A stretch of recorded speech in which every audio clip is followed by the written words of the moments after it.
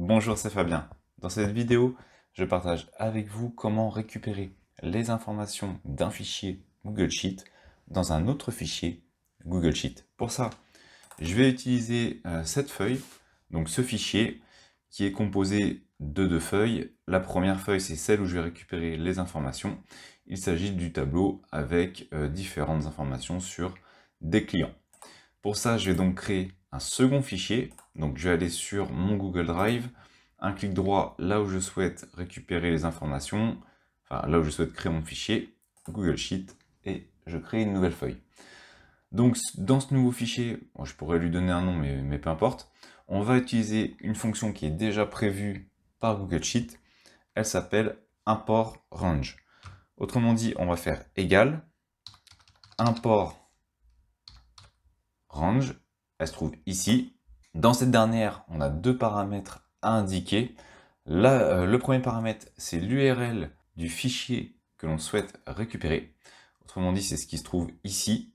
Donc je vais enlever la partie /edit parce que ça concerne en fait l'édition du fichier en lui-même. Je vais juste récupérer l'URL exacte du fichier. Donc je récupère l'URL, je la place entre deux doubles quotes, j'ajoute un point virgule, et le deuxième paramètre, c'est la feuille que je souhaite récupérer.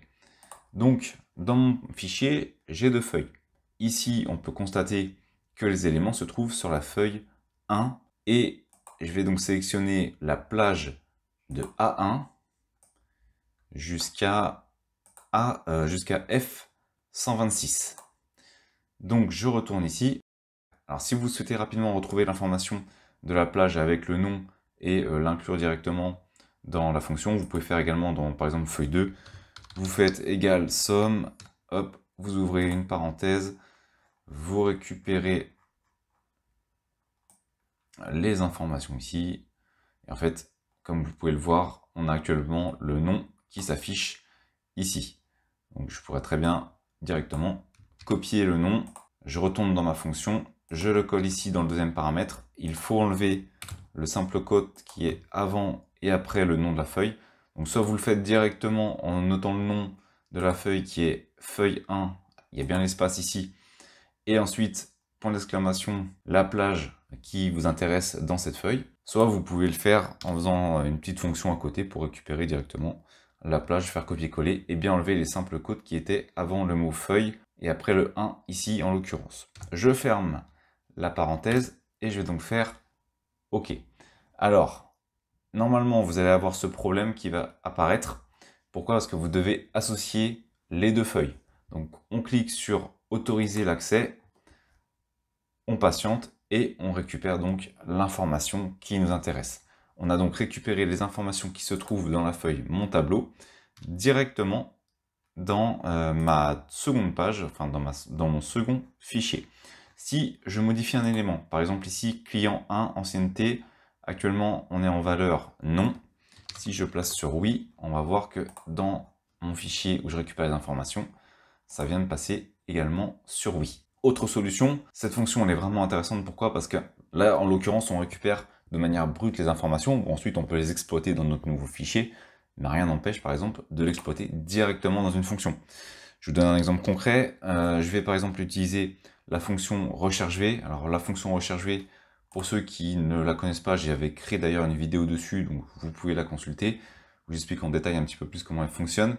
Le principe, c'est tout simplement de rechercher dans une colonne, par exemple un client, le nom d'un client, pour ressortir au niveau ici de sa ligne l'information qui nous intéresse. Prenons un exemple, je vais rechercher ici le client numéro 20 et je vais dire que je souhaite ressortir la quatrième colonne. Donc ici, c'est le chiffre d'affaires total. Donc ma recherche V va rechercher le client 20 et le chiffre d'affaires qui se trouvera pour ce client 20 dans la quatrième colonne, puisqu'il se trouve dans la quatrième colonne. Donc c'est simplement pour vous montrer qu'on peut directement appliquer une recherche sur la fonction. Donc on va avoir recherche V, j'ouvre une parenthèse. Dans cette parenthèse, j'indique ce que je recherche dans la colonne. Donc c'est mon client 20. Je ferme ma parenthèse. Ici, la deuxième partie, c'est la plage. Alors c'est justement ici, au niveau de la plage, que je vais récupérer l'ensemble des informations de mon tableau qui se trouve dans mon autre fichier. Donc la plage d'information se trouve dans mon autre fichier, je la récupère ici.